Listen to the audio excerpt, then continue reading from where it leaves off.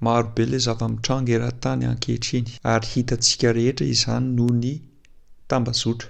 Tiako ny mba ifampizarantsika amin'ireo zavatra ireo. Dia tiako ihany koa ny ifampizarantsika ny teny anglisy ary fantako fa tianareo be koa izany. Donc ny hetsika vaovao be izay ataoko dia mizara fomba fiteny amin'ny teny anglisy anankiray izay misy ifandraisana amin'ny zava-mitranga eran-tany ihany koa. Fomba fiteny voalohany androany dia confirmation bias.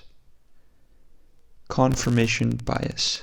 Ny dikan'izany dia miova ny fahatakarantsika ny zavatra anankiray arakaraka ny zavatra niainantsika teo aloha. Ameko ohatra anankiray raha ohatra ka olona mitady asa foana ianao, dia sarotra be foana ilay mahita asa. Dia eo misy olona manao kabary dia miresaka momba fitadiavana asa izy. Dia normal be hoe eo amin'ilay côté hoe sarotra be ilay mitady asa no tena henonao amin'ilay tenen'ilay olona satria izay mihitsy ny tena niainanao. Fa mety misy olon-kafa niaina zavatra hafa, ohatra hoe nanana asa foana izy, dia zavatra hafa tanteraka no henon'ilay olona amin'izay kabary izay noho ny confirmation bias. Tsara ilay miezaka mahatakatra an'izay confirmation bias izay mba tsy ho kely loatra, tsy ho tery loatra ny saintsika ary mba hisokatra ny fomba ampiasainantsika mba hahatakarantsika zavatra maro kokoa. Milay ianareo.